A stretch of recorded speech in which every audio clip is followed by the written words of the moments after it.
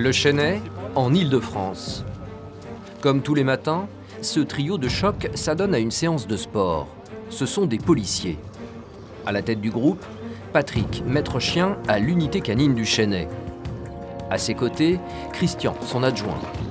Et celui qui aujourd'hui mène la course, c'est Lipton, un berger belge de 3 ans. Lipton est un chien pisteur, c'est-à-dire qu'il est spécialisé dans la recherche aux personnes. Car au même titre que leurs collègues sur 2 jambes, dans la police, certains animaux ont de véritables missions. Allez, tu cherches, allez ta piste. Les chiens de recherche sont parmi les spécialités les plus rares. Il n'y a que 6 équipes cynophiles dédiées à ces recherches en France. Les chiens qui les composent sont la fierté de leur maître. C'est des chiens à fort potentiel, autant sur le plan physique que psychologique. C'est des chiens qui sont endurants, qui sont très sportifs. C'est un chien qui s'adapte énormément. Et c'est ce qu'on appelle, nous, c'est des bosseurs. Voilà. C'est la Rolls du chien de sport, du chien de travail, quoi. Ce qu'on appelle plus communément le chien de piste, c'est la recherche, l'exploration, le pistage. Donc c'est la recherche de personnes disparues à pied. Cache ! Mineurs en fugue, personnes fragiles qui s'échappent d'hôpitaux ou de centres psychiatriques, mais aussi criminels. Les chiens sont sollicités pour tous les profils. Allez gros, tu bosses. Le chien de piste peut tracer une personne victime. Il peut également tracer une personne auteur d'infraction, de délit ou de crime. Ces enquêteurs hors normes, la police les considère comme membres à part entière. Ces chiens sont enregistrés dans les effectifs. Il a un matricule police, hein, comme nous. Hein. Il fait part entière du cheptel canin national. Il a le matricule 5210. Police, gendarmerie, armée, nos forces de l'ordre regroupent plus de 500 000 hommes et femmes prêts à tout pour nous protéger. Mais parmi ces effectifs, certains font moins parler d'eux. Leur rôle est pourtant primordial, il s'agit des animaux. Chiens de recherche, d'attaque, sauveteurs en haute montagne ou même spécialistes des odeurs, ils sont environ 1700 à seconder quotidiennement nos forces de l'ordre. Oui, là, on vient de trouver un indice. Voilà, c'est le sac de la personne.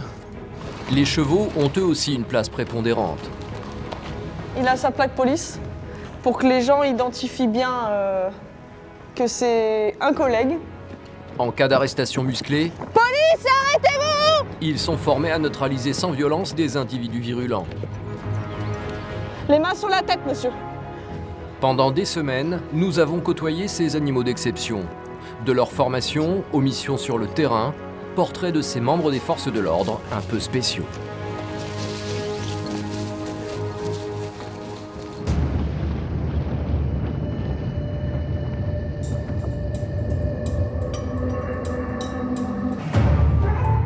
Retour à la brigade canine du Chesnay. Lipton est un renfort indispensable dans certaines affaires. Et ce soir encore, les policiers vont avoir besoin de lui et de son flair imparable. Il est 22h, Patrick et Christian viennent d'être appelés par un commissariat voisin. L'affaire est sérieuse. On part sur une disparition inquiétante de 2 mineurs sur la commune de Saint-Ouen-l'Aumône. Les gamins ont disparu en début d'après-midi. On a un gamin de 7 ans, une gamine de 13 ans, donc vu l'heure qu'il est, là, il est 22h30 bientôt. C'est des mineurs, c'est des personnes vulnérables. Hein. Puis les conditions météo commencent à faire un peu frais, donc on met tout en œuvre pour essayer de les retrouver au plus vite. Fugue, enlèvement, accident, dans ces disparitions tout est possible. Seule certitude, il faut faire vite. Dans les cas de disparition de mineurs, les premières 24 heures sont décisives. Alors, arrivé au commissariat de Cergy qui gère l'enquête, le duo de maître chien ne perd pas de temps. Il récolte le plus d'informations possible sur les 2 disparus. Donc ils ont été vus à pied par les caméras à 13h28 rue du Général Leclerc à Saint-Ouen-l'Aumône. Ils ont marché pendant 12 minutes. Ils ont pris le bus de la ligne 33 et ils se sont arrêtés ici. Ils ont été vus pour la dernière fois à cet endroit-là, rue Jean Zay, 13h42. Les disparus sont frères et sœurs. Grâce à la vidéosurveillance, leurs derniers allées et venues ont pu être enregistrés. jusqu'au moment inquiétant où l'on perd toute trace. C'est possible qu'elle ait rencontré des copains et qu'elles aient discuté. Ou alors elle a rencontré une fille avec qui il y a eu une différence la semaine dernière et voilà. Mais je pense pas que... De toute façon, il y aurait une rixe sur voie publique où il y aurait eu quelque chose dans ce sens-là, on l'aurait su. L'école, ils y sont allés ce matin? Oui. D'accord. Et lui, il était à la cantine, le gosse. Pour le midi, on n'a pas de certitude puisque la maman n'a réussi à rejoindre personne. D'accord. Elle a une confirmation que le gosse avait mangé et que la sœur était venue le récupérer. D'accord. Les enquêteurs ne négligent aucune piste. Mais pour le moment, ils n'ont que très peu d'indices. Ils comptent donc sur le savoir-faire des maîtres chiens. Ce qu'on va faire, nous, on va aller au domicile. Puis on récupère 2 odeurs pour une fois. Parce que si ça marche pas avec un, on va en partir avec l'autre. Patrick et Christian ont une lourde responsabilité sur les épaules. Il faut tout vérifier. Là, c'est des personnes vulnérables, c'est des mineurs, 14 et 7 ans, donc c'est très jeune. Donc il faut tout vérifier, tout ce qui est portable, tout ce qui est vidéosurveillance, réseau de bus. Le dernier point où on les voit, c'est un point bien précis. On n'a que ça comme info pour nous. C'est là qu'on va mettre Lipton au travail, quoi. Les policiers n'ont qu'une seule information pour débuter leur enquête. Ils savent où ont été vus les enfants pour la dernière fois. Mais Patrick est inquiet. Les enfants ont disparu depuis près de 10 heures. Les gamins, ils sont partis à 13h30. Il est 23h. Ça fait un long délai pour le chien. Apparemment, je me suis renseigné au téléphone, il a quand même pas mal plu cet après-midi sur le Val d'Oise, plus le vent. Donc on n'a pas tous les paramètres de notre côté là. Deuxième obstacle pour cette recherche, le lieu de leur disparition. C'est un endroit qu'ils fréquentent tous les jours. C'est 14 et 7 ans, les deux petites victimes. Donc les gamins, on sait bien ce que c'est, hein. Ça traîne dans les squares, ça traîne dans les parcs. Donc d'après ce que j'ai cru comprendre, là, tout est regroupé, le collège, le McDo, le domicile, tout est bien dans un petit cercle bien concentré. Et bon, les gamins, ils déposent un peu tous les jours leur odeur en allant au collège, en allant au McDo, en allant jouer en bas de leur immeuble. Donc là, ça va être la grosse problématique pour Lipton. On va schématiser, hein, pour faire simple. Les gamins, quand ils sortent, ils déroulent derrière eux comme une pelote de laine. Et tous les jours, la trace olfactive des gamins est déposée au sol. La difficulté, il faut que le chien travaille sur l'odeur la plus fraîche, la plus chaude. Donc voilà la problématique dans ce genre de situation, quoi. Après de longs mois d'entraînement et de conditionnement, les chiens de piste parviennent à se concentrer sur une nouvelle odeur bien précise, en négligeant toutes les autres. Et ainsi remonter la pelote de laine, pour retrouver une personne, même à des kilomètres du lieu de sa disparition. On a les caméras qui sont juste là. Ils sont descendus là. Ouais. Et ils seraient partis à pied là. Ils seraient partis à pied par là. C'est devant cet arrêt de bus que les enfants ont été filmés pour la dernière fois. Le pistage commence ici. Doucement. Oui, doucement, gros. On a pris 2 odeurs. Là, on va plutôt faire travailler sur l'odeur du petit. Les policiers ont récupéré au domicile des enfants des effets personnels. Le chien ne va avoir besoin de sentir qu'un dixième de seconde la chaussure d'un des enfants pour enregistrer son odeur et la détecter au sol et dans l'air. Allez, tu cherches. Allez, ta piste. Immédiatement, Lipton est sur la bonne voie. Il a effectivement reconnu que l'enfant est passé par cet arrêt de bus. Reste maintenant à remonter la piste jusqu'à lui. Cherche. Les recherches de ce soir ne sont pas simples pour Lipton. Le temps maussade de cette fin d'hiver ne l'aide pas vraiment. La météo a énormément d'influence sur le travail du chien. Quand il a plu, ça nettoie un petit peu. Quand il y a beaucoup de vent, ça éparpille énormément les molécules, donc le travail olfactif du chien est plus compliqué. Donc nous, ça nous permet de voir un petit peu dans la lecture du chien comment il est. Et voilà, là c'est reparti. La piste, c'est un travail d'équipe. Patrick reste vigilant au moindre mouvement de Lipton. Là, la traction et l'accélération nous fait comprendre qu'il est sur un couloir d'odeur. Quand il ralentira, ça veut dire que pour lui c'est plus compliqué, donc il reviendra un petit peu en arrière. Quand ils sont dans une ligne droite, Lipton arrive facilement à détecter les odeurs des enfants. Mais la chose se complique à chaque carrefour. Le vent peut prendre plusieurs directions et les molécules olfactives s'éparpillent. Lipton doit vérifier toutes les issues. Première attention, c'était d'aller là. Christian a pour mission de protéger Lipton et son maître. Il s'improvise agent de circulation. Je m'en vais juste une petite minute, le temps que notre chien finisse de travailler, et après on vous laisse partir. Voilà. Ça part à gauche. Là, bon, c'est parti. C'est bon pour nous. Merci. Ça tire. Eh, tu cherches. Retrouver des êtres humains grâce à leur odeur, c'est une performance dont seuls certains chiens sont capables, après des mois d'entraînement, même si parfois leur instinct reprend le dessus. Non, pas toucher, Lipton. Ta piste. Ça reste un animal, donc dès qu'il y a un aliment au sol, un autre animal, ça peut le perturber. Bien qu'on travaille énormément pour que ça ne soit pas le cas, mais bon, comme on dit, ça reste un animal. Après 1 heure de piste intensive, Lipton finit par conduire le groupe de policiers dans un square. Un lieu que les enfants fréquentent tous les jours et où ils déposent régulièrement leur odeur. Alors, Patrick soupçonne son chien d'avoir suivi une trace plus ancienne. Donc là, on est arrivé sur un parc où les gamins ont l'habitude de tourner. C'est le parc qui est juste à côté de chez eux.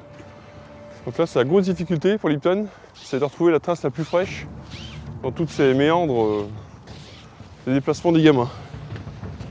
Et les soupçons des policiers commencent à se confirmer de plus en plus. En sortant du parc, ils se retrouvent à quelques mètres du domicile des enfants. Les pistes ont dû se croiser. Et peut-être qu'il a repris une piste plus ancienne, donc, sachant que lui ne sait pas où les enfants habitent, donc ce qui nous y emmène, c'est qu'il a pris vraiment une odeur plus ancienne.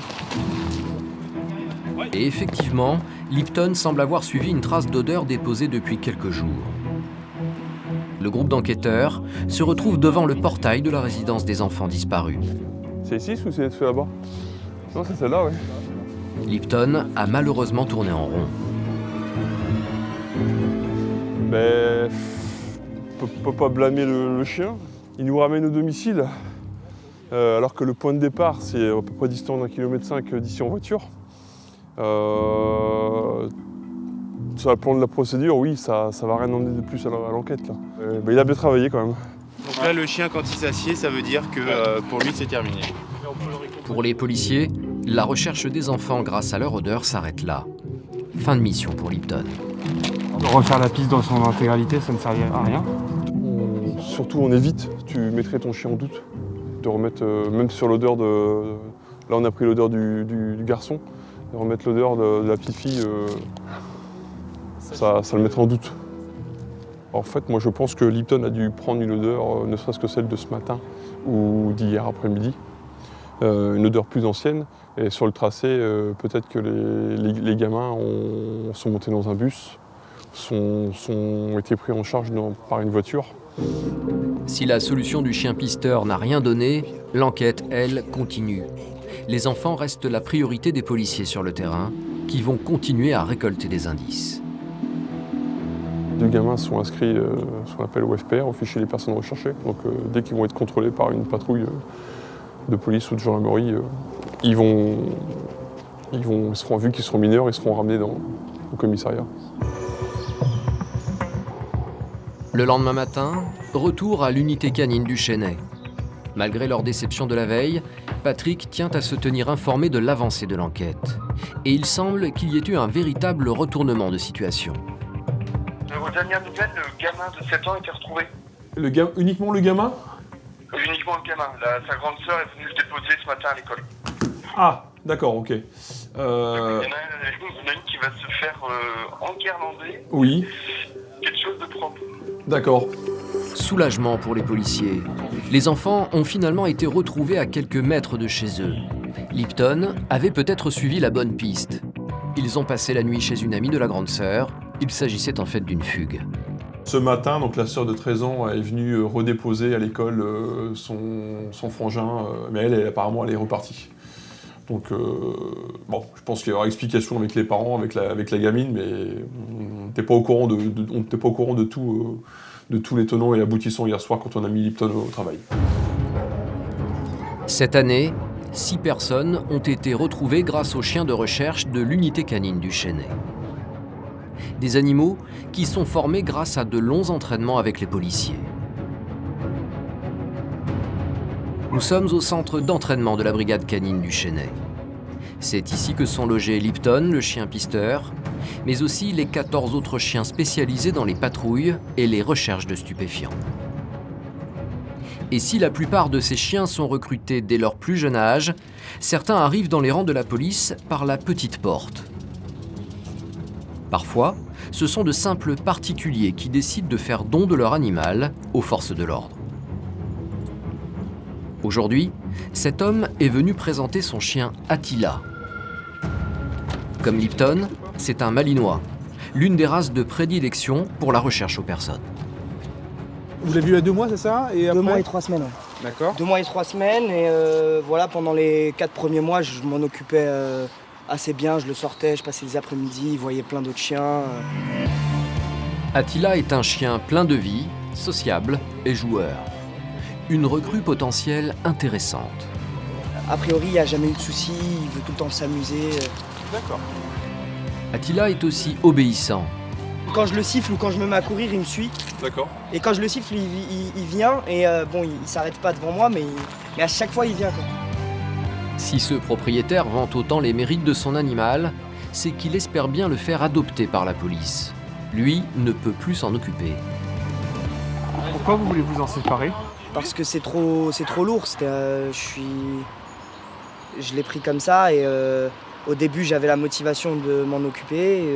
Je passais du temps, mais là ma vie fait que j'ai pas le temps de le sortir 2-3 fois par jour. C'est trop tôt, c'est pas l'idéal. Je suis pas assez posé pour ça. Attila n'est pas un chien de ville. Il pourrait par contre devenir un chien d'enquête. Saute.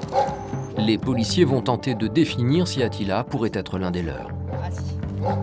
On va déjà regarder les premières attitudes du chien, le comportement. Puis là, on va faire des petits tests très ludiques. Hein. C'est très basique, sur voir s'il est bien accroché sur son jouet. Auquel cas, nous, on a un autre boudin de récompense aussi. Auquel cas, on peut essayer de le booster, de le motiver. On va se rendre compte très vite. Par expérience, dans les premières minutes, on va voir l'info.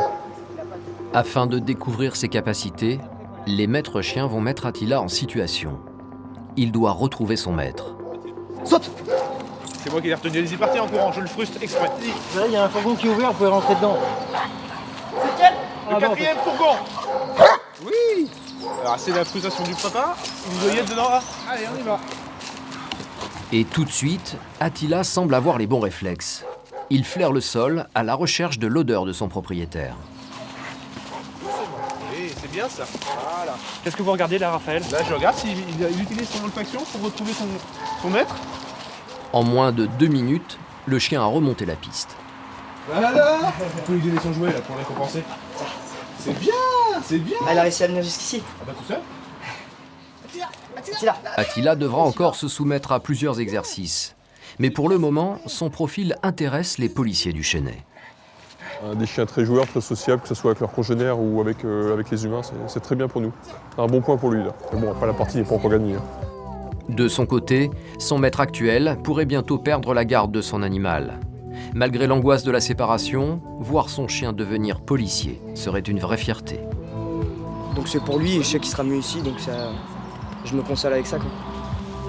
Dans les forces de l'ordre, former un chien est une mission aussi importante que le recrutement de personnel humain. Alors, pour transformer ces animaux en parfaits policiers ou gendarmes, il existe des sortes d'écoles pour chiens. Gramat, dans le Lot. Depuis 1945, les chiens et les maîtres chiens de la gendarmerie nationale sont formés ici à leur futur métier. Et rentre au pied! Au pied, au pied! Les chiens reçoivent des formations différentes en fonction de leurs capacités. Recherche de personnes, de produits comme les stupéfiants ou l'argent, mais aussi formation à l'attaque. Les chiens, quand ils sont sélectionnés au sein du centre, nous avons à peu près 3 mois pour débourrer les animaux, les amener à un certain niveau déjà de dressage. Au bout des 3 mois de débourrage, nous les confions à un maître chien. Et là, on a 14 semaines pour former une équipe. Ça ne veut pas dire que tout le travail est fait. Ça n'est que les prémices du dressage. En moyenne, il faut compter 3 à 5 ans avant que le chien atteigne la plénitude de ses moyens.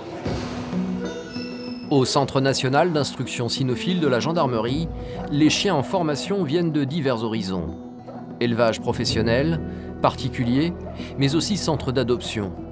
Comme Max, abandonné par ses anciens propriétaires. C'est Michael qui va être son tuteur. C'est un jeune chien, donc un berger belge malinois qui est arrivé il y a une semaine. Oui, doucement. Qui est en provenance d'une SPA et que donc on a commencé à tester. Et là, on va aller à l'antenne vétérinaire pour procéder à son évaluation et s'assurer qu'il n'y a pas de problème de santé qui puisse rentrer en gendarmerie. Car pour devenir un chien gendarme, il ne suffit pas de présenter un profil intéressant. Le chien doit avant tout être en parfaite santé. Alors, Max n'y coupera pas, c'est consultation médicale obligatoire. Je vais regarder un petit peu sa fonction visuelle, regarder son état général, le manipuler pour voir s'il n'a pas de douleur particulière. Après, on recherche toutes les anomalies qui pourraient faire que sa carrière se verrait raccourcie. Dans ce centre, un petit hôpital vétérinaire est implanté à l'année. Il permet de soigner les petits bobos, mais aussi de réaliser des check-ups complets des nouveaux arrivants. On fait des radios de dysplasie des hanches et au niveau des coudes. Les principales articulations qui, quand elles sont touchées, peuvent entraîner une réforme précoce. Car pour la gendarmerie, pas question de débuter une formation onéreuse d'un chien sans être sûr qu'il pourra la mener à terme. En effet, former un chien et le maître qui va s'en occuper représente un investissement de près de 10 000 €. Les nouvelles recrues sont donc engagées pour du très long terme. Un chien, on part sur une carrière d'environ 8 ans. Et le fait d'avoir le coût du chien, le coût de la formation, si derrière le chien, malheureusement, au bout de 3 ans, a un problème de santé, ça va pénaliser, 1, le maître, et de 2, tout le statut opérationnel derrière. Le chien va même passer une radio, afin de s'assurer que son squelette ne présente aucune malformation. Pour cet acte, il est anesthésié. Vous allez voir tomber dans 2 minutes. En quelques secondes, le molosse s'effondre. Pour Michael, débute une attente angoissante. Ce chien, il a commencé à s'y attacher, et peut-être qu'il va devoir s'en séparer. T'as eu des regrets parfois sur des chiens que tu te dis celui-là il a super potentiel et... On en a régulièrement. C'est pour ça qu'on passe aussi les radios très rapidement pour pas de s'attacher au chien, parce que ça peut arriver que par exemple au bout de 15 jours, 3 semaines, on passe les radios et on a commencé à travailler avec le chien pour pas perdre de temps. Et techniquement, on s'aperçoit que le chien, il nous convient. Et malheureusement, on passe du côté sanitaire et une dysplasie, de l'arthrose, et on est obligé de rétrocéder le chien. Quand une articulation se développe mal, elle fonctionne mal, elle souffre et ça rend l'animal entre guillemets impotent, indisponible pour l'activité pour laquelle il est prévu. La vétérinaire analyse minutieusement les radios. Les secondes deviennent des heures pour Michael. Là, c'est la partie, le petit moment de stress pour l'instructeur, pour s'assurer si le chien, on va pouvoir le garder ou pas. La colonelle a en quelque sorte le devenir du chien entre ses mains. Le verdict tombe enfin. Concurrence, oui, défavorable. C'est un soulagement dans la pièce. Max est en parfaite santé, il va pouvoir continuer sa formation à Gramma. Une grande joie pour l'instructeur et surtout qu'on va pouvoir continuer à évoluer techniquement avec le chien et s'assurer maintenant si il va pouvoir suivre la progression qu'on aura établie pour lui jusqu'au terme du mois de test. Si c'est le cas, au terme du mois, on proposera son achat. Donc là, entre autres, ce sera une contribution à la SPA pour les frais de dossier et il intégrera officiellement après les rangs de la gendarmerie. Avant d'intégrer un chien parmi eux, les gendarmes vont se livrer à différents tests. S'ils sont concluants, la gendarmerie décidera de devenir le propriétaire officiel de l'animal en l'adoptant légalement. Régulièrement, une commission d'achat se tient donc au centre d'instruction cynophile. Des gendarmes vont décider si, oui ou non, ils gardent certains chiens. Les chiens arrivent ici en ayant été présélectionnés, ils ont déjà été vus par nos maîtres chiens qui sont déployés sur le terrain dans les unités opérationnelles. Donc là, il y a déjà un premier filtre Une fois que le chien là, est entre les mains du dresseur-instructeur, il va subir des tests beaucoup plus poussés par rapport à la technicité sur laquelle il a été pressenti. C'est vraiment au terme de cette période où on décide de proposer le chien à l'achat, ou si techniquement ou au plan sanitaire les critères ne sont pas remplis, eh bien, le chien repart chez son propriétaire. On va commencer par les achats, donc le chien Matt qui est proposé à l'achat par la chef de Manu. Ok. Oui. Si certains chiens viennent de la SPA et sont donc quasi gratuits, d'autres sont nés chez des éleveurs. Pour les acquérir, il faut mettre la main au porte-monnaie. Il les vaut les 2000 €. Oui. Et au niveau sanitaire, il n'y avait rien de particulier. Tout va bien. Bon, ben ok. Allez. À te juger. Le chien vaut cher, mais ses compétences sont telles que la gendarmerie est prête à faire l'effort. Alors il y a un plafond qui est déterminé, qui est effectivement un plafond à 2000 €. Qu'est-ce qui détermine le prix? C'est les qualités intrinsèques de l'animal. S'il y a un gros travail qui a été fait, un travail préparatoire de dressage, forcément la valeur du chien a tendance à augmenter. Et à l'inverse, on a des chiens qui arrivent ici, qui n'ont suivi aucune phase de dressage ou d'éducation particulière, qui sont des chiens qui ont été chez des particuliers ou qui sont proposés par des refuges, par des SPA. Et parfois, on a des chiens qui nous sont donnés ou qui sont vendus au centre à des tarifs assez bas et sur lesquels il y a, en revanche, le dresseur-instructeur a beaucoup de travail à réaliser. Si tout se passe bien, dans quelques mois, cette commission d'achat statuera sur le cas du chien Max. Pour le moment, le berger doit encore faire ses preuves. S'il a brillamment réussi ses examens de santé, restent maintenant les tests sur le terrain. Aujourd'hui, on a décidé de le confronter à un nouveau milieu. Donc on regarde comment il se comporte dans un bâtiment inconnu. Et comme le fait ma collègue, on essaie de le faire passer sur différentes surfaces, en hauteur, en profondeur, dans des bacs à bouteilles. On voit un petit peu son attitude générale. Max est testé à la recherche de personnes. Il va devoir apprendre à se servir de son odorat pour retrouver une personne humaine, sans se laisser déconcentrer. Voilà, gamin! Ça, c'est bien. C'est comme les chevaux, on leur met des œillères. Et le chien, quelque part, du moment qu'on nous le met en piste, on lui fait comprendre qu'il doit mettre ces œillères-là et doit penser qu'avec son nez et que l'odeur sur laquelle on lui a donné et lui dire le plus important, c'est cette odeur-là, parce que si tu suis cette odeur-là, tu seras récompensé et tu pourras jouer au bout. Jouer, c'est la base. Tous les chiens des forces de l'ordre sont en fait en jeu permanent. Quand ils sont en mission, ils pensent qu'ils s'amusent. C'est tout l'art des maîtres chiens, apprendre à leur animal à travailler sous prétexte de le faire jouer. Max semble sur la bonne voie. Il saute partout, très à l'aise dans ce nouvel environnement. C'est pas mal. On voit que c'est un chien à l'aise. Au centre d'instruction cynophile de la gendarmerie nationale, seul un chien sur 5 est finalement sélectionné. Pour y arriver, il doit répondre à des critères bien précis. Là, ce qui nous importe, c'est qu'en fin de compte, on commence à regarder tout doucement l'abnégation du chien, c'est-à-dire sa volonté à pouvoir récupérer son jouet. Et tout doucement, on va commencer à l'emmener dans des endroits plus difficiles et on va voir justement si le chien est assez combatif pour pouvoir aller chercher son jouet. Et plus il sera combatif, plus ça va nous intéresser parce que ça veut dire que dans notre travail, malgré la difficulté, il fera tout pour pouvoir retrouver entre autres la personne qu'on recherche et donc sa récompense. Tous les jours, pendant des semaines, Max va s'exercer à différentes missions. S'il les valide toutes, il sera affecté dans une brigade cynophile quelque part en France. Si ce berger malinois va être formé à la recherche de personnes, d'autres chiens suivent eux des formations bien différentes, ou travaillent dans des conditions plus extrêmes, comme les chiens sauveteurs de haute montagne.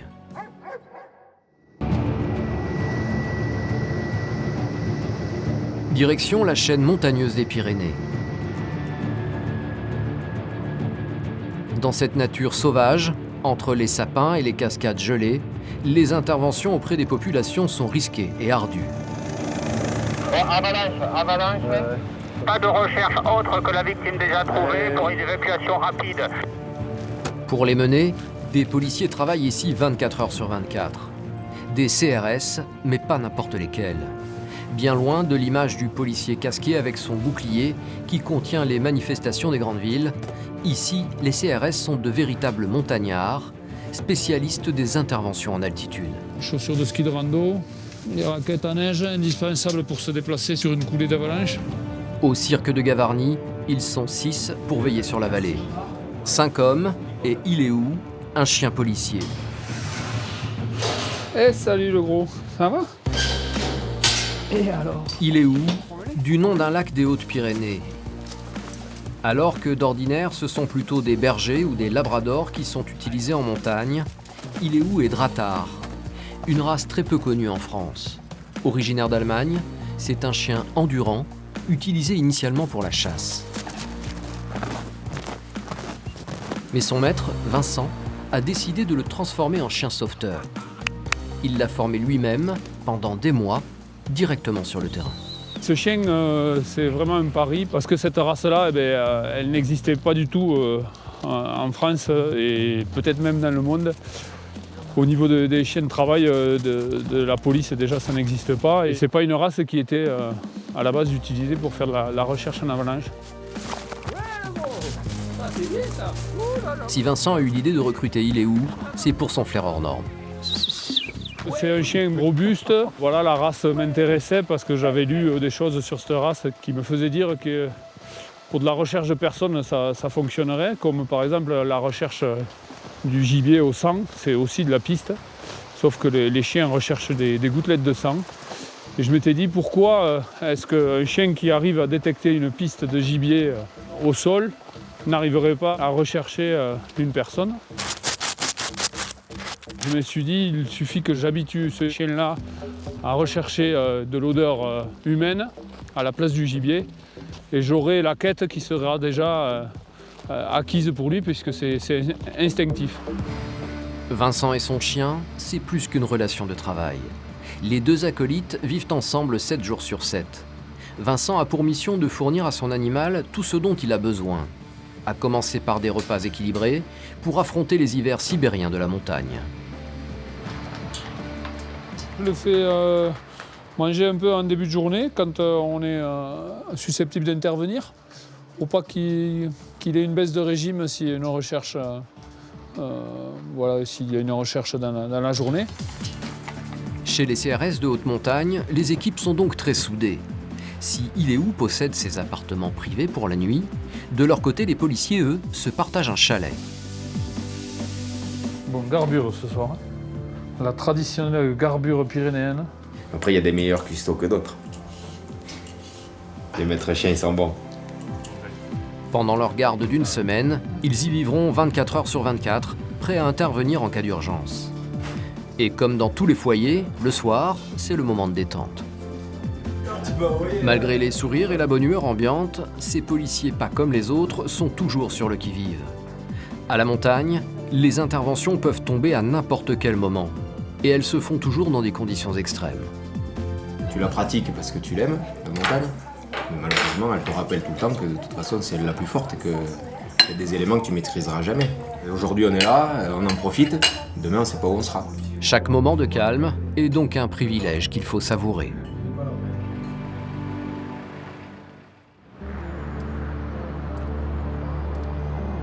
Le lendemain matin, nous retrouvons Vincent, le CRS maître chien, propriétaire d'Iléou.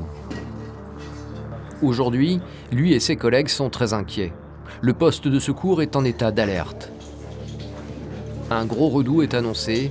La température de 10 degrés est anormalement haute pour ce mois de février. La neige commence à fondre. Les risques d'avalanche sont démultipliés.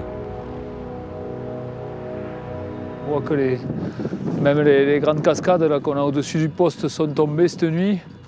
Donc c'est la preuve d'un fort réchauffement. Ah les garçons! Vincent décide d'aller vérifier par lui-même l'état des pistes de ski de son secteur. Allez hop! Mon métier c'est maître chien d'avalanche, quoi, donc je dois être quand même au courant des conditions au jour le jour, surtout que là, un réchauffement météo est en cours. Donc l'évolution du manteau neigeux, il va s'alourdir, le manteau neigeux. Mais les gens qui évoluent sur des domaines hors piste ou même en ski de rando ou en raquette doivent tenir compte de l'horaire, parce qu'au fur et à mesure de la journée, les températures augmentent, surtout sur le coup de midi 14h. Et c'est là où les risques sont le plus marqués. Vincent vient d'ailleurs d'apercevoir un groupe de randonneurs en bord de route. Il veut absolument les avertir du danger potentiel. Vous partez ou vous rentrez? On part. D'accord. Bon, parce que j'ai vu l'heure un peu tardive. D'accord, ouais. Ouais, il faut rester sur des itinéraires tranquilles parce que je ne sais pas si vous êtes au courant, mais ouais, les risques sont quand même assez élevés pour... Vous connaissez bien le secteur, oui? Il n'y a pas de souci. D'accord. Allez, on vous regarde partir un peu. Les sauveteurs de haute montagne ne sont pas là qu'en cas d'accident. Leur rôle, c'est aussi de faire de la prévention afin d'éviter les drames. Il faut être sûr qu'ils restent sur des itinéraires abordables et que leur niveau leur permette d'aller sur l'itinéraire. Si Vincent est si inquiet, c'est que les statistiques font froid dans le dos. En cas d'ensevelissement sous une avalanche, les 20 premières minutes sont primordiales. La victime a 80% de chances de s'en sortir. Après 1 heure, seulement 5%. Alors pour être le plus efficace possible lors d'un tel accident, Vincent entraîne régulièrement Iléou. Aujourd'hui c'est jour blanc, on a beaucoup de mal à distinguer, mais souvent nos interventions se passent des journées comme celle-ci. Sur une avalanche, les chiens sont quasi indispensables. Dotés d'un flair surpuissant, ils complètent parfaitement le travail des hommes sur le terrain. Allez gros, allez tu cherches. Leur odorat est entre 10 000 et 100 000 fois plus puissant que celui d'un être humain. Il leur permet de sentir des odeurs enfouies sous plusieurs couches de neige.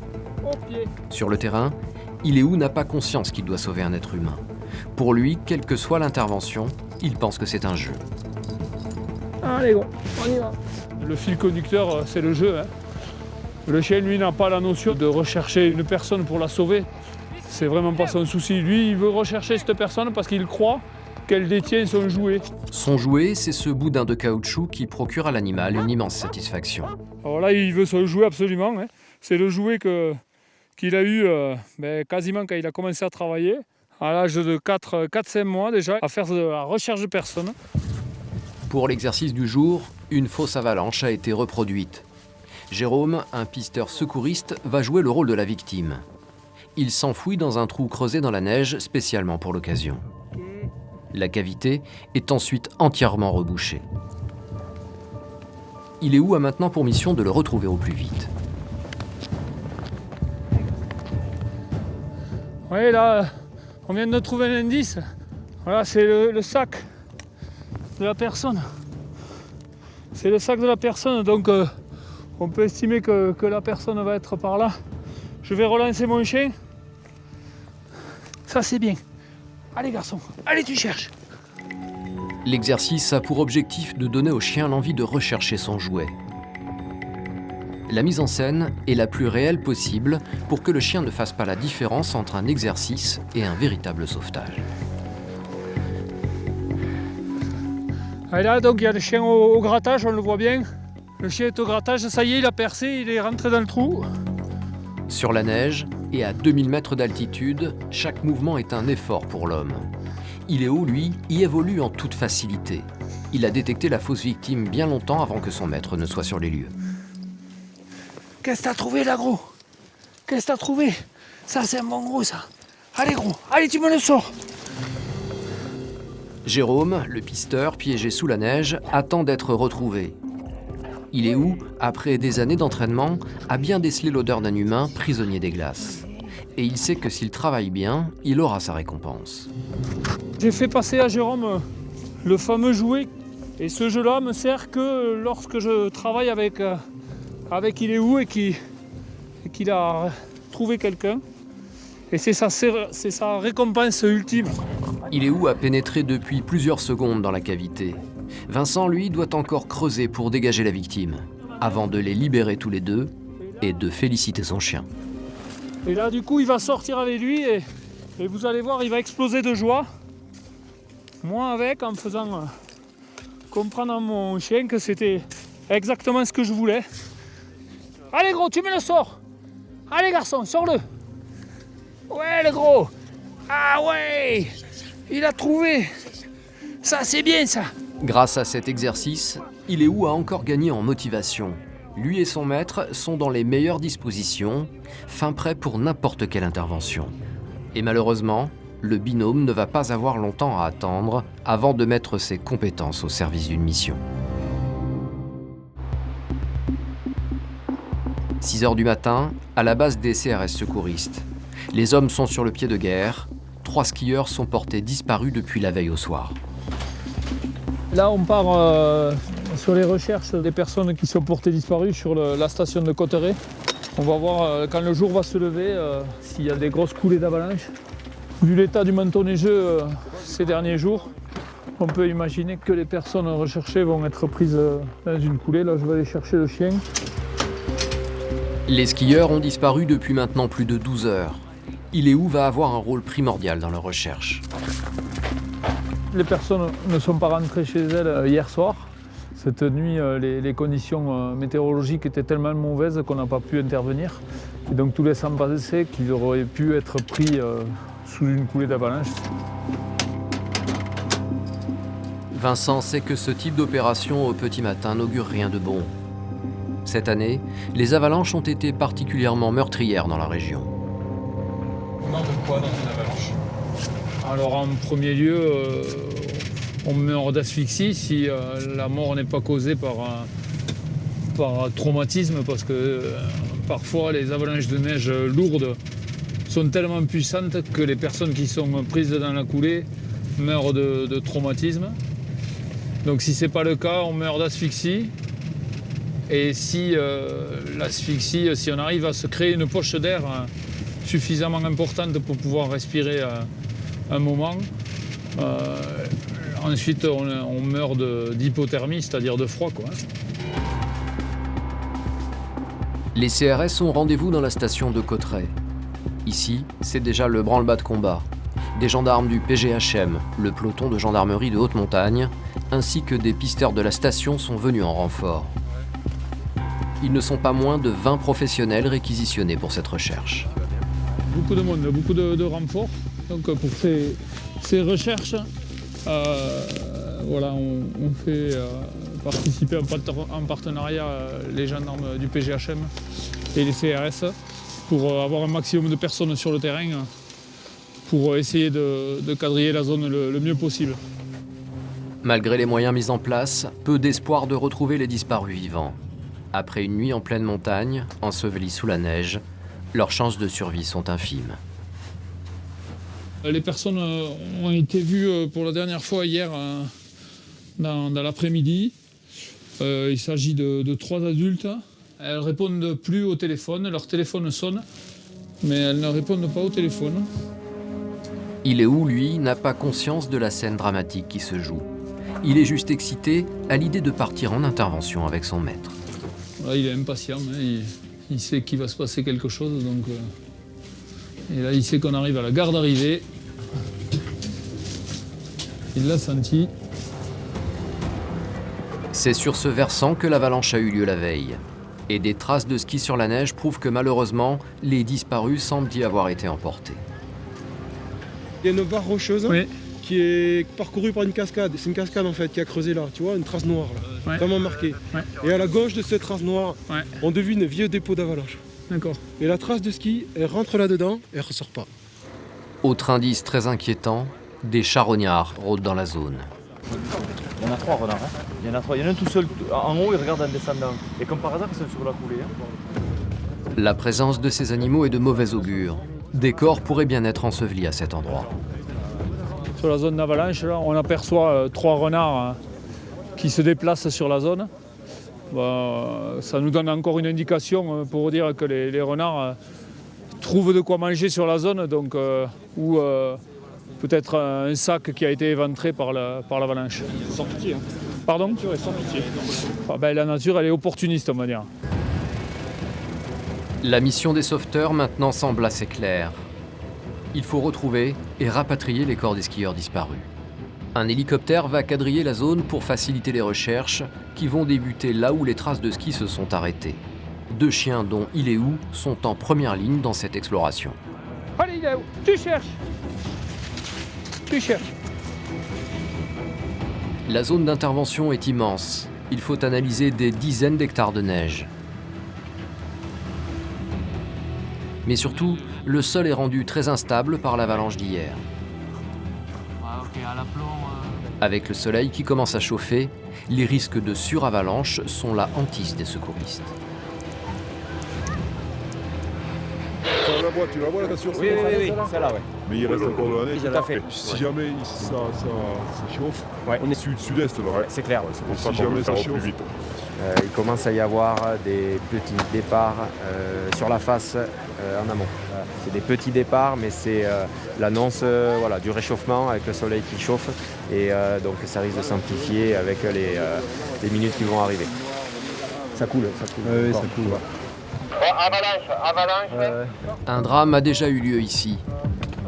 Il faut à tout prix éviter qu'il ne se reproduise avec des sauveteurs. Là, ils finissent de prospecter sur cette zone, mais qui est immense, avec un cumul de neige qui est très important.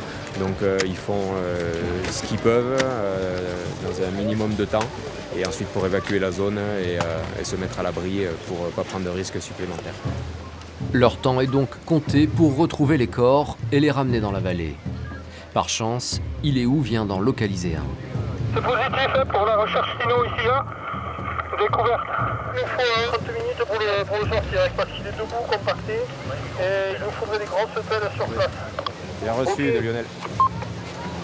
La découverte d'un skieur qui est sous une grosse quantité de neige, donc difficulté pour le sortir, environ une demi-heure de délai pour pelleter, pour enlever la neige et pour pouvoir le dégager et l'extraire au plus vite par rapport à la zone d'avalanche qui est dangereuse.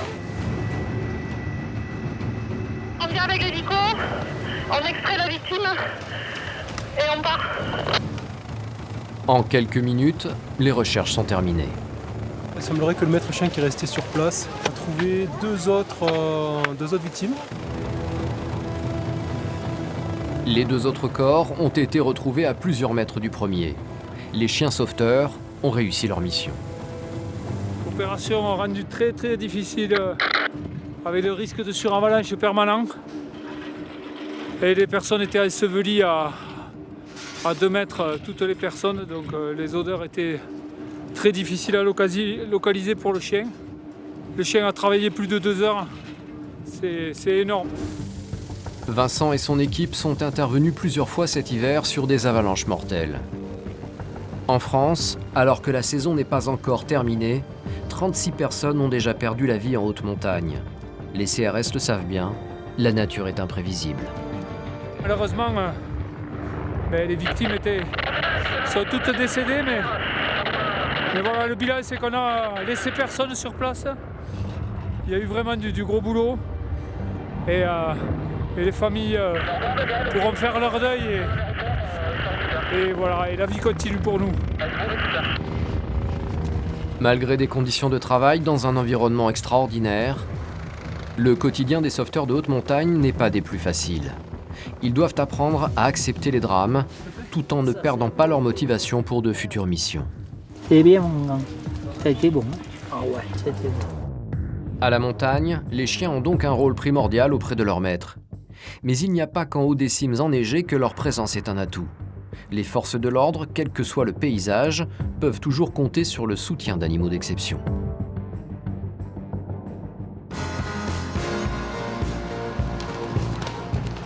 Nous sommes à Verneuil-sur-Seine, dans les Yvelines. C'est ici, en pleine nature, qu'est basée la brigade équestre du département. Créée en 1994, à la demande du ministre de l'Intérieur de l'époque, Charles Pasqua, afin de faire face à la délinquance dans les lieux difficiles d'accès aux équipages motorisés, les brigades équestres sont une unité d'élite de la police française. 70 chevaux répartis sur tout le territoire sont formés aux interventions de terrain. Leur mission ? Le maintien de l'ordre des grands rassemblements, les patrouilles dans les zones sensibles et le soutien aux policiers à pied.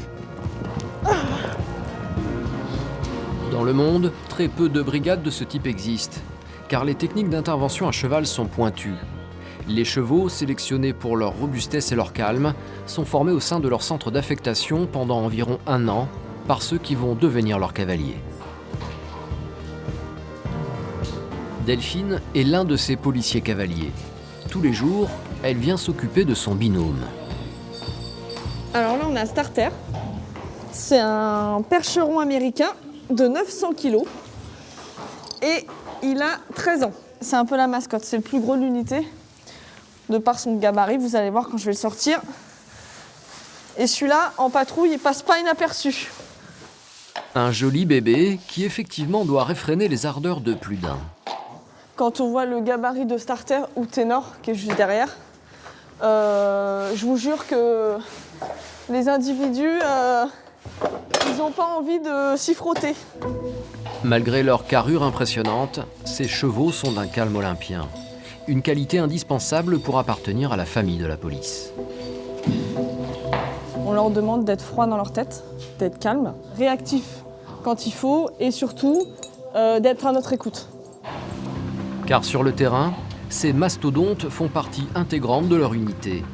Des policiers comme les autres. Il a sa plaque police pour que les gens identifient bien que c'est un collègue, que c'est un cheval police. Lui aussi, hein, il est comme nous, il a son uniforme. Et son uniforme, ça englobe sa médaille. Les patrouilles des brigades équestres sont à la fois rassurantes pour les populations, mais aussi dissuasives pour les délinquants. Les chevaux sont capables d'intervenir sur n'importe quel terrain, là où les policiers motorisés ne pourraient se rendre et où ceux à pied mettraient trop de temps à intervenir. La tenue de ces chevaux est donc pensée de la tête aux sabots pour s'adapter à ces missions variées. Alors nous, nos chevaux, étant donné qu'on patrouille essentiellement sur du bitume, on a une ferrure particulière. Notre maréchal, elle nous met des points de tungstène qui permettent aux chevaux de ne pas glisser sur le bitume.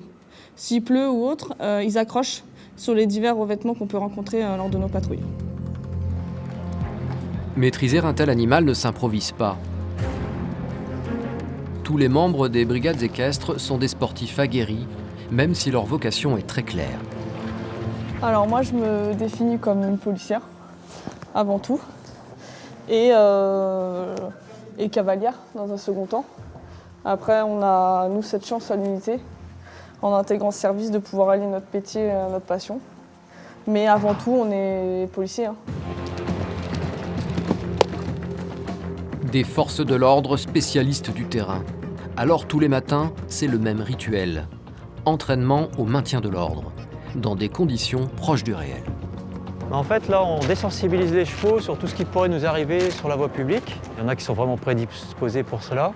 D'autres, c'est un peu plus compliqué. Par exemple, Starter, que Delphine monte, quand on l'a eu, on ne pouvait pas aller jusqu'au bout du rond-point, au bout de l'unité.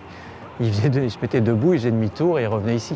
Et quand on voit maintenant qu'il va dans toutes les manifestations, il peut passer dans la foule au milieu de tout le monde et maintenant, il n'y a plus aucun problème. La mission principale de ces chevaux, c'est le maintien de l'ordre. En contact rapproché avec les foules, il faut les habituer aux conditions extrêmes, comme aux abords des stades sportifs. Le fumigène, sur les matchs de foot notamment, on est amené à rencontrer des groupes de supporters. Donc si on veut que les chevaux puissent continuer à travailler dans la sérénité, il faut les habituer au fumigène.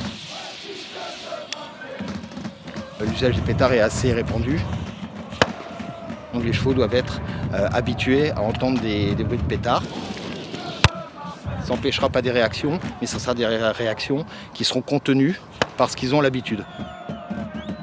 Et parmi les bruits auxquels il faut sensibiliser les chevaux, l'un est primordial, la détonation de l'arme de leur cavalier. On peut être amené à se servir de son arme, donc il est important que les chevaux soient habitués à un tir d'une arme, et notamment un tir qui vient du cavalier.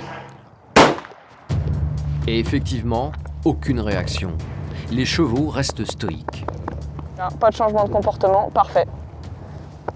Parfait, comme à leur habitude. En cas de bruit suspect, l'animal a tout juste le droit de sursauter, mais surtout pas de s'emballer, car avec une telle masse, l'animal peut vite se transformer en danger sur pattes. Il faut qu'il sursaute, mais qu'il ne s'échappe pas. Parce qu'en fait, quand on est dans une foule, s'il sursaute, on gère le cheval sur place. S'il s'écarte vraiment trop, on peut percuter quelqu'un. Donc un citoyen lambda, donc c'est vraiment très important d'avoir un cheval qui nous fasse vraiment confiance. Toute la force des chevaux de la police, c'est la prestance de l'animal qui en impose. Un effet de dissuasion extrêmement efficace. Les cavaliers ne descendent jamais de chevaux, puisque notre force, c'est le cheval, la stature du cheval. Et à partir du moment où on descend, on se retrouve en infériorité, puisqu'on a la personne à interpeller à gérer, plus le cheval à gérer, et donc ça devient impossible. Donc on reste tout le temps sur le cheval, on a des protocoles d'interpellation, de menottage, de palpation, en restant sur le cheval. Police, arrêtez-vous! Police! Mais le plus impressionnant, c'est quand le cheval se déplace. Monsieur, arrêtez-vous! Police! Près d'une tonne de muscles lancés à pleine allure. Police, arrêtez-vous! Monsieur! L'exercice du jour, poursuivre un contrevenant. Les mains sur la tête, monsieur. Vous vous collez à mon cheval. Collez-vous le dos à mon cheval à l'épaule. Un des policiers de l'unité joue le jeu, même si la simulation semble très éprouvante. Il n'y a rien à faire parce que l'impact du cheval dans le dos lors de l'interpellation, Mettez la main ça derrière. monte. Vous regardez dans quel état je suis. Ça coupe mon souffle et ça annule mon envie de me débattre. De plus, les deux chevaux sont très impressionnants. Et la force physique du cheval fait que je n'ai pas du tout envie de bouger, de me sauver, parce que les deux, ils vont me rattraper et m'écraser. L'interpellation est impressionnante, On va aller en direction mais surtout très du efficace. commissariat, monsieur. T'es prête? On y va. Ceinturé par deux percherons, impossible de s'échapper. Une manœuvre qui met fin à toute velléité. Du fait que nos chevaux se mettent croupe à croupe, en fait, ça permet que l'individu ne puisse pas s'échapper par l'arrière de nos chevaux, mais ça permet aussi que d'autres individus ne puissent pas rentrer dans notre champ d'interpellation, en fait. C'est une façon de protéger notre interpellation, notre individu, nous-mêmes et nos chevaux. Si ces exercices sont si intensifs, c'est que les missions sur le terrain sont régulières. Quelques jours plus tard, nous retrouvons la brigade équestre. Oui, c'est bien, très bien. Plusieurs chevaux ont été réquisitionnés pour un service d'ordre à plusieurs heures de route. Direction Bourges et son festival bien connu.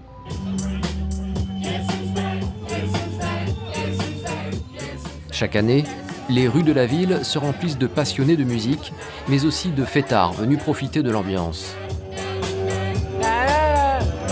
250 000 festivaliers qui, pour certains, abusent un peu de l'alcool. Alors ce soir, la tension monte d'un cran. Les esprits s'échauffent, les policiers sont sur le qui-vive. Au commissariat de la ville, Audrey et ses 3 collègues se préparent pour une grosse soirée. Voilà, on a tous le même équipement basique. Le filet, le protège-chanfrein avec la visière, qui leur protège la tête. Des équipes de policiers pédestres sont déjà sur le terrain. La brigade équestre est un renfort indispensable. La stature des chevaux est impressionnante et parfois leur présence à elle seule suffit à calmer les tensions. Même si ces policiers et leurs montures restent tout de même des ennemis dans l'esprit de certains. Malheureusement, on porte un uniforme, donc on est des cibles. Des collègues blessés, il y en aura sûrement. On est sur ce genre d'individus qui sont alcoolisés, ils ne réfléchissent pas à ce qu'ils font. Malgré les risques, la brigade équestre part en patrouille dans les rues du centre-ville. Depuis le début des festivités, des policiers ont déjà été la cible de délinquants. Dans cet environnement, les interpellations sont délicates. Nous, en fait, on est là surtout pour sécuriser les collègues qui vont, eux, intervenir à pied. Donc on fait des bulles de sécurité. En fait, on permet de faire reculer la foule pour qu'eux, ils interviennent en sécurité. Et les cavaliers vont tout de suite devoir appliquer ces consignes. Sur cette place, certains petits malins commencent à provoquer les policiers. L'un d'eux lance même un projectile. Où ça? Où? On y va? En quelques secondes, la décision est prise de l'interpeller. Il est où? En bloc, en bloc, en bloc! Dans cette foule alcoolisée, seuls, des policiers à pied auraient du mal à neutraliser l'homme. Mais là, grâce à la présence des chevaux, tout le monde s'écarte. L'homme est encerclé.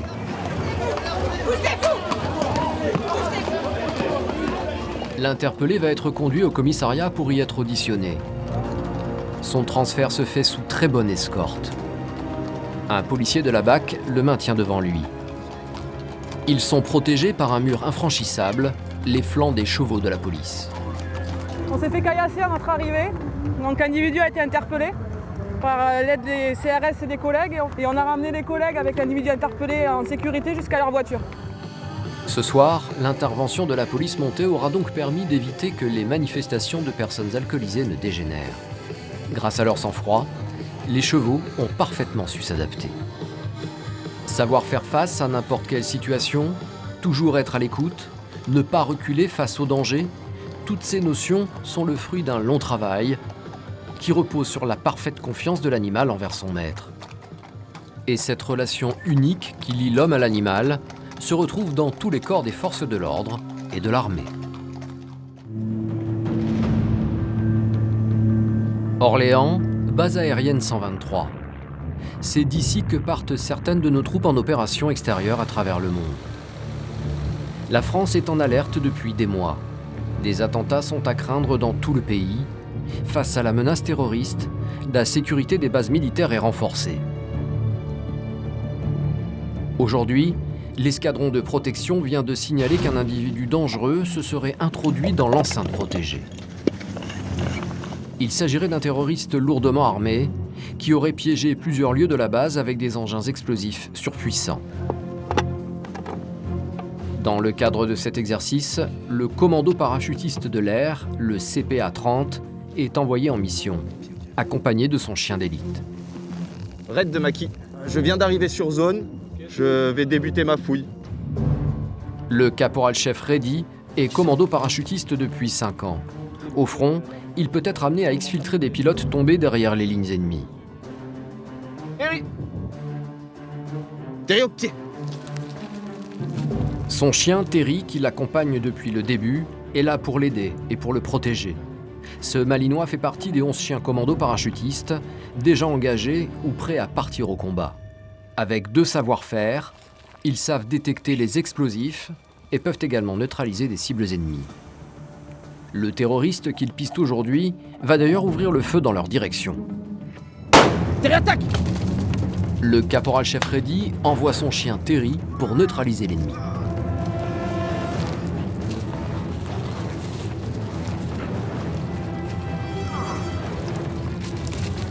Bouge plus! Terry! Halte! Au pied. Au pied, au pied, au pied. Face contre terre, bras et jambes écartés. Couche. Tu y restes. C'est très bien. Exercice ou véritable déploiement sur le terrain, pour les chiens de l'armée française, aucune différence. Ils attaquent. Un soutien de poids pour les militaires.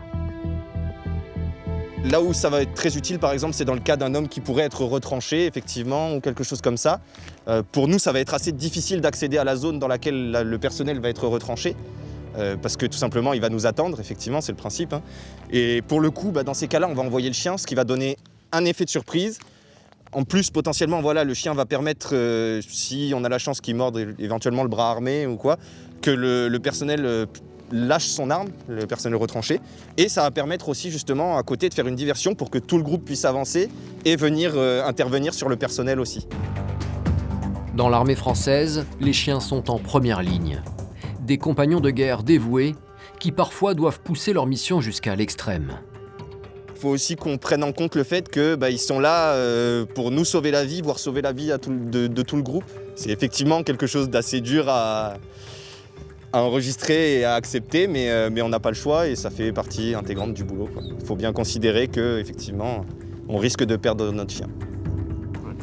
Afin d'éviter de tels drames, les militaires ne lâchent pas du regard leurs chiens pour repérer n'importe quel mouvement suspect. La série d'exercices continue. En avant! Terry doit maintenant retrouver les explosifs disséminés sur la base. Tu sens! Alors là, je peux lire, d'après le comportement de mon chien, déjà, juste avant qu'il se couche, là, qu'il était fortement intéressé par une odeur. C'est qu'effectivement, la base s'est piégée. Mon chien vient de détecter une charge d'explosifs. Des mineurs de choc, les chiens militaires sont des éclaireurs que rien n'arrête. On leur apprend à ne surtout jamais gratter, ne jamais pousser, ne jamais aboyer près d'une pose. Hein. Ça fait partie du dressage. Maintenant, on n'est jamais à l'abri que, par X ou Y raison, si c'était un piégeage, par exemple, prévu pour un humain, un fil piège, par exemple, ou quoi que ce soit, on n'est pas à l'abri qu'ils se prennent la patte dedans ou qu'ils fassent sauter la charge. Maintenant, ça fait partie aussi des risques du métier, comme on dit, et c'est un risque à prendre en compte. L'armée française possède 500 chiens. Étant donné les risques de leur métier, ces animaux doivent suivre un entraînement rigoureux. Tous sont passés par un centre militaire de formation pendant 1 an. Ils ont été sélectionnés par l'armée pour leur capacité olfactive et leur mordant. 70% des chiens soldats sont des bergers belges et 30% des bergers allemands ou hollandais. L'une de leurs principales missions sur le terrain, ce sera de protéger leurs collègues humains. On cherche aussi, c'est que le chien soit, au moment où on lui demande, soit agressif. On lui demande d'avoir du courage, du combat et de la réactivité surtout. L'escadron pratique plusieurs fois par semaine ce type d'exercice. Il passe désormais au mordant. Les Malinois sont démuselés. Leur mission, désarmer un ennemi joué par un militaire qui porte un épais costume de protection. Hey, Max, attaque! Car un chien qui attaque, c'est extrêmement dangereux. La mâchoire d'un Malinois exerce une pression de 110 kg par centimètre carré. Les chiens militaires sont formés à n'attaquer que les bras et les jambes, jamais le visage des assaillants. C'est ça qu'on utilise pour pouvoir intercepter les individus. C'est-à-dire que si face à nous, on a un individu récalcitrant qui ne veut pas obtempérer et qui est dangereux et qui est menaçant, on utilise ce type d'exercice afin que le chien soit capable, le jour où ça arrive, de taper et de coucher l'individu au sol. Les chiens de l'armée française sont formés à la guerre, mais tous leurs adversaires ne présentent pas le même degré de dangerosité.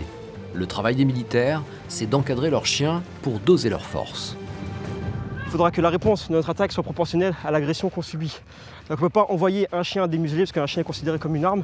Donc c'est comme si un chien qui attaque démuselé, c'est comme si on tirait un coup de feu. Lors de leur déploiement sur le terrain, les militaires sont suréquipés grâce à un armement de pointe. Mais on a tendance à l'oublier, les chiens d'attaque font partie intégrante de cette protection. Des armes discrètes qui ont déjà sauvé la vie à plus d'un soldat par leur courage et leur abnégation. Mais si les chiens de l'armée française sont formés pour affronter des situations de conflit souvent violentes, certains de leurs congénères suivent des parcours bien différents, loin du tumulte des zones de guerre.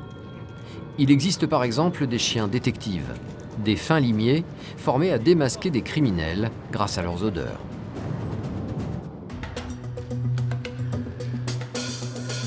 Écuilly, dans la banlieue lyonnaise.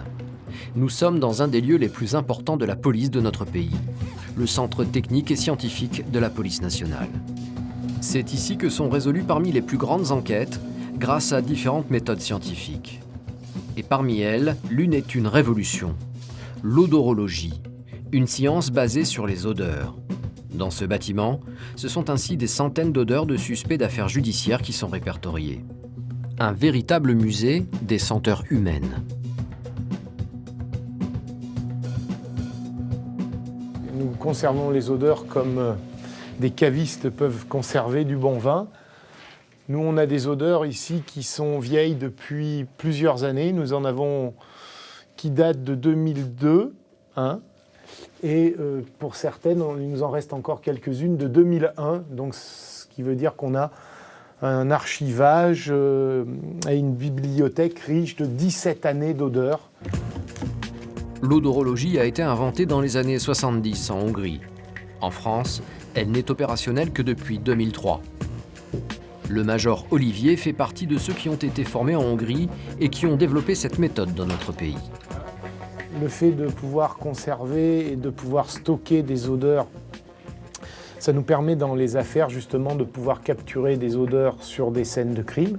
Donc on les stocke, on les garde et quand il y a des mises en cause, ils peuvent être demandés à comparer 1 an, 2 ans, 3 ans, 4 ans, 5 ans après les faits. Nous avons voulu faire l'expérience de cette science incroyable. Notre caméraman va jouer le cobaye. Toute la matinée, il a conduit cette voiture. Ces odeurs ont donc imprégné plusieurs parties de l'habitacle. Une technicienne va procéder à leur prélèvement. Je vais avoir besoin de tissus spécifiques qui ont la capacité de capturer l'odeur. On se croirait dans une scène de film. Après avoir déposé des morceaux de tissu sur les zones touchées par notre caméraman, elle les entoure de papier aluminium. Un métal qui va permettre aux odeurs de chauffer, un peu comme une cuisson en papillote. Ainsi infusées, les odeurs vont mieux se déposer sur les tissus. Donc maintenant que ça c'est fait, Il faut que ça pose pendant 1 heure. Ça va être la température qui va faire que les molécules odorantes vont s'agiter et imprégner le tissu. Les tissus sont ensuite déposés dans un bocal hermétique et archivés dans la salle des odeurs. Pour notre démonstration, notre caméraman doit maintenant déposer ces odeurs fraîches sur de nouveaux tissus. Dans le cas d'une enquête, la même chose aurait été faite avec les suspects interpellés dans l'affaire. C'est maintenant au personnage central de cette méthode de faire son apparition, le chien. À lui de se prêter à une séance de comparaison des odeurs afin de déterminer si celles prélevées dans la voiture appartiennent bien à notre caméraman. Car le chien est un génie de l'odorat. Nous, on a 50 millions de molécules olfactives, entre 40 et 50 millions de molécules olfactives. Le chien, il en a 200 millions. Mais c'est surtout pour lui ses capacités de discriminer les odeurs. Qu'est-ce qui font les qualités d'un œnologue ou d'un parfumeur? C'est qu'en fait, ils sont capables de nommer les odeurs. Et le chien ne va pas nous nommer les odeurs, lui, mais il a la capacité de les discriminer. Donc 200 millions de cellules olfactives, capacité à discriminer finement les odeurs et surtout la zone épithélium du cerveau en charge du décryptage des odeurs qui est de plus de 10%, quand chez l'homme elle est de 0,10%. Donc il n'y a pas besoin de faire un schéma pour comprendre ces capacités beaucoup plus performantes que nous les humains. L'odorologie ne peut en fait exister que grâce aux compétences de certains chiens. En France, ils ne sont que 7 capables d'un tel miracle. Des animaux choisis pour leur flair hors norme, qui ont suivi une formation intensive de plus de 18 mois. Car plus que d'autres chiens de la police, eux doivent en permanence retenir de nouvelles odeurs.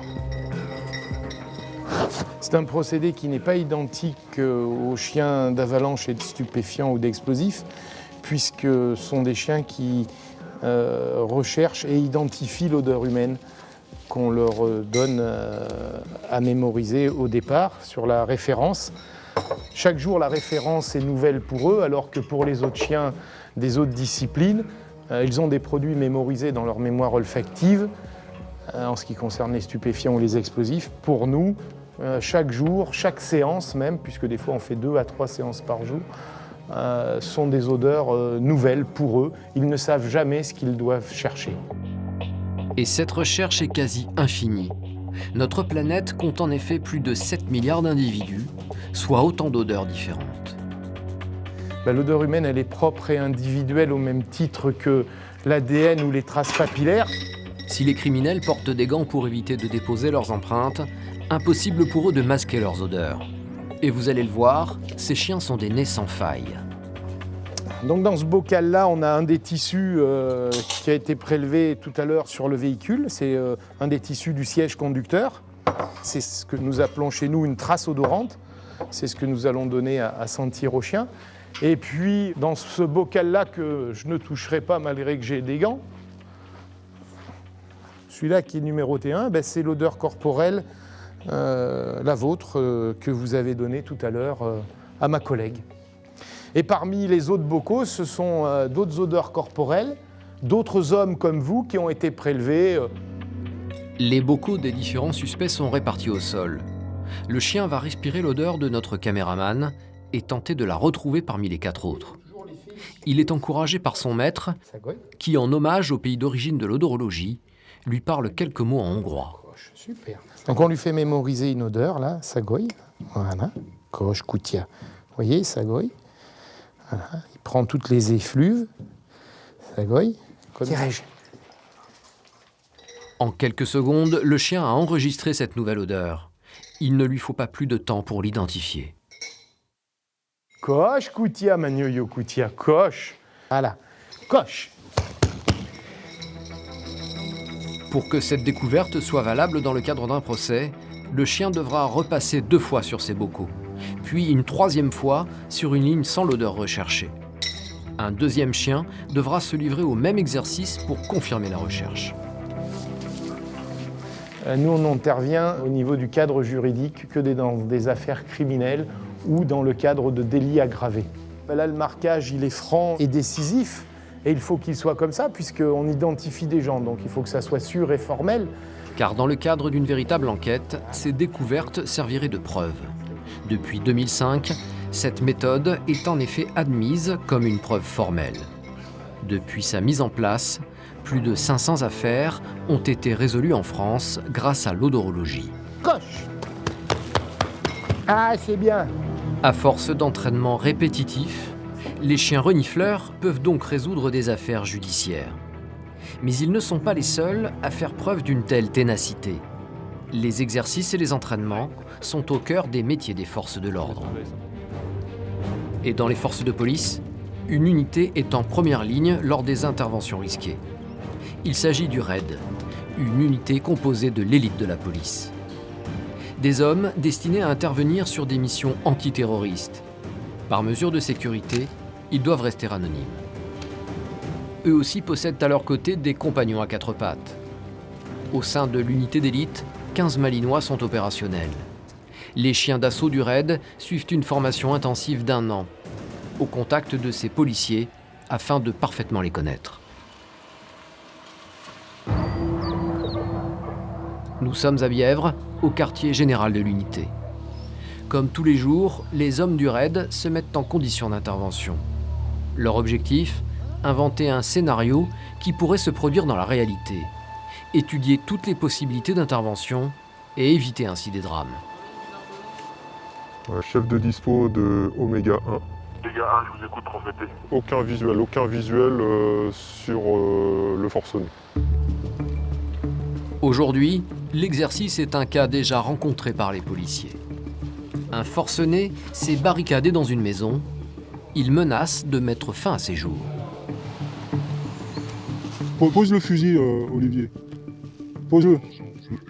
Moi, j'ai besoin de te parler, justement. Il a raccroché. Après 2 heures de palabres, les négociations ont échoué. Le RAID décide d'intervenir. Et pour ce faire, ils sont accompagnés de leur brigade canine. La meilleure option quand il s'agit de désarmer un homme. Une caméra miniature vérifie tout d'abord que l'homme est bien seul.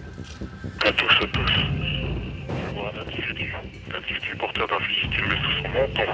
Tendance suicidaire, les gars, tendance suicidaire. Une fois cette information confirmée, le chien va pénétrer en premier dans la pièce pour neutraliser l'homme. Une grenade assourdissante est lancée pour faire diversion.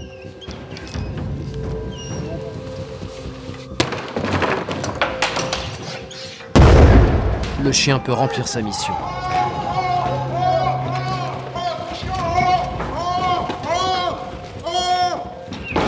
En quelques secondes, tout se joue.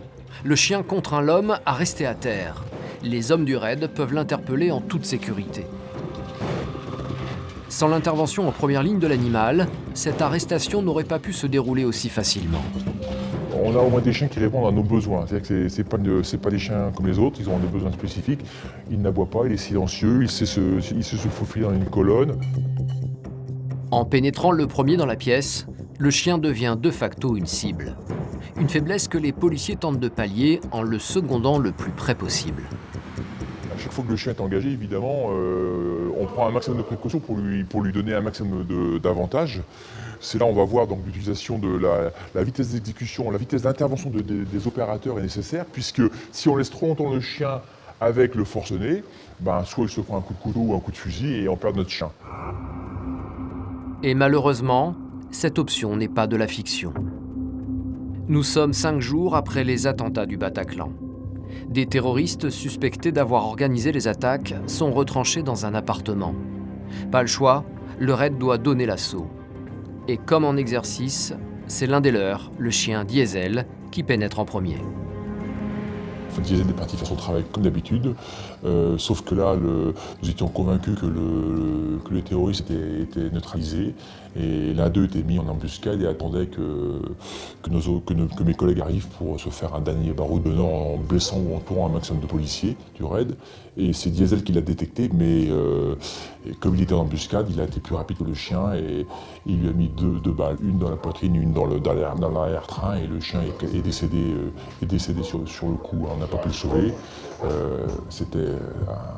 Ça a été immédiat. Aux yeux des terroristes, l'animal était un ennemi comme un autre. Les forces de l'ordre ont perdu ce jour-là l'un des leurs.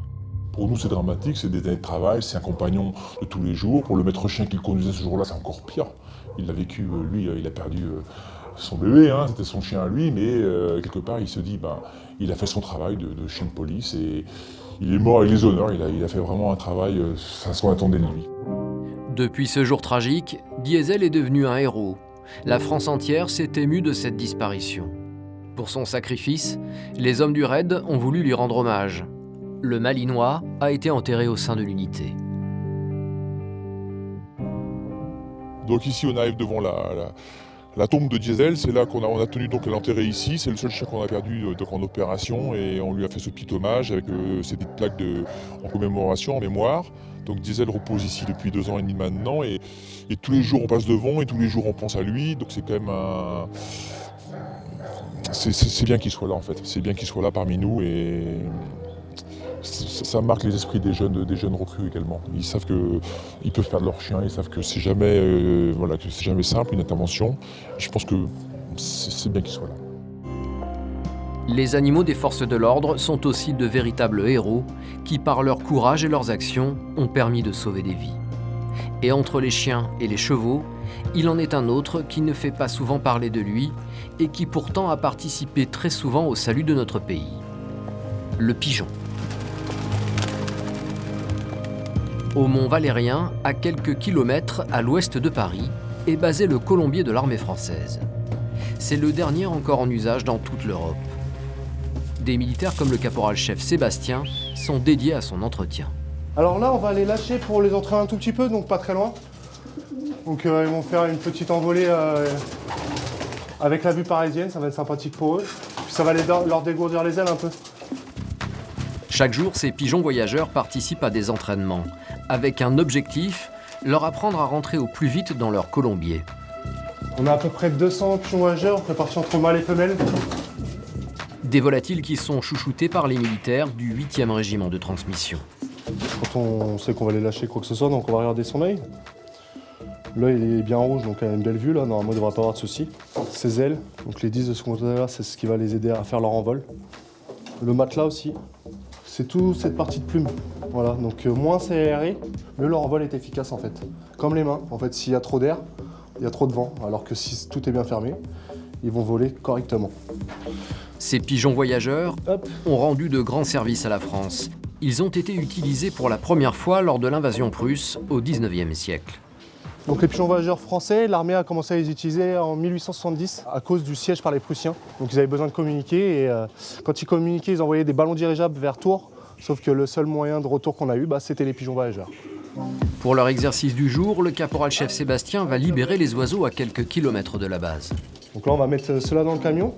On va les faire voyager un petit peu en véhicule et après ils reviendront d'eux-mêmes au colombier. Une dizaine de pigeons et de sorties ce jour-là. Une promenade de routine pour ces professionnels du transport d'information. Vous allez voir nos pigeons qui vont revenir normalement au colombier directement. Normalement. À part s'ils vont être des femelles, vu qu'on a quasiment que des mâles dedans. C'est possible qu'ils s'échappent, mais ça m'étonne. Ils sont bien disciplinés. Sinon, comme tout militaire, ils seront punis.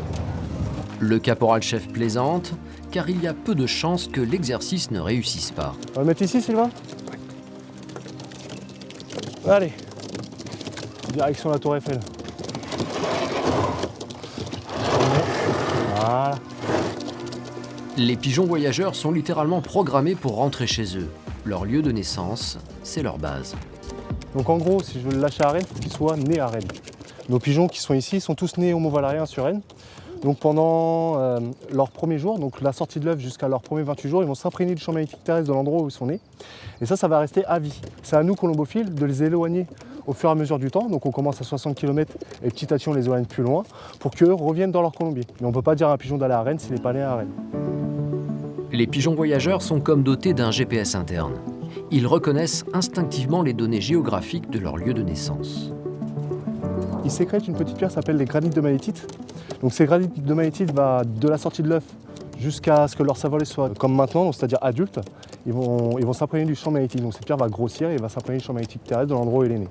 Donc une fois qu'on va l'éloigner de sa vue, donc c'est-à-dire jusqu'à 60 km, il va commencer à recevoir des petites impulsions électromagnétiques que seul le pigeon voyageur peut voir pour retrouver son chemin jusqu'à ce qu'il voit son colombier. Aujourd'hui, l'armée française n'utilise plus ces pigeons en mission. Mais elle a tout de même choisi de préserver ces volatiles en hommage à leurs actions passées. Car cet animal est aussi un héros de guerre. Pendant la Première Guerre mondiale, donc on a un pigeon qui fut décoré de l'équivalent de la Croix de guerre. Donc c'est le pigeon du colonel Raynal qui s'appelait Le Vaillant. Donc lui, il a transmis le dernier message du colonel Raynal, donc le 4 juin 1916. Donc c'est le seul pigeon qui a été décoré. On le sait moins, mais les pigeons voyageurs ont aussi eu un rôle pendant la Seconde Guerre mondiale. Les Alliés en avaient fourni à la France occupée. L'Army Pigeon Service qui était à Londres, ils nous ont envoyé, eux, les Anglais et les Américains, ils nous ont envoyé, grâce à l'aéroporté, donc 16 000 pigeons voyageurs, donc qui ont fait le voyage en avion. Et donc les soldats, soit les soldats américains sautaient avec la caisse, ou soit ils lâchaient directement une caisse équipée d'un parachute. Et c'est les résistants au sol qui récupéraient une caisse de pigeons voyageurs, donc avec 4 à 6 pigeons, avec à l'intérieur le colombographe, donc le papier pelure qui sert à écrire les messages, et les porte-messages pour les pigeons. Et le pigeon revenait en volant jusqu'à Londres. Allez! Les pigeons voyageaient en effet avec des petites capsules accrochées à leurs pattes contenant des messages codés. Comme ceux lâchés aujourd'hui et qui vont rejoindre en quelques minutes leur colombier, leurs ancêtres parcouraient ainsi des centaines de kilomètres en transportant des informations primordiales. Et voilà, donc là ils prennent directement le colombier. Dans l'esprit de beaucoup de Français, les animaux sont les grands oubliés de notre histoire. Depuis plusieurs années, certains se battent pour que soit reconnu leur engagement en temps de guerre. L'association 30 millions d'amis réclame même la création d'un monument aux morts à Paris pour ces héros de l'ombre. Aujourd'hui, que ce soit dans la police, la gendarmerie ou les armées, les animaux ont acquis une véritable place. Considérés comme des professionnels du terrain, ils bénéficient des mêmes avantages que leurs collègues à deux jambes, et surtout du même respect. Mais derrière ces animaux se cachent aussi des femmes et des hommes qui les forment, les entretiennent et surtout les aiment. Ouais, le gros.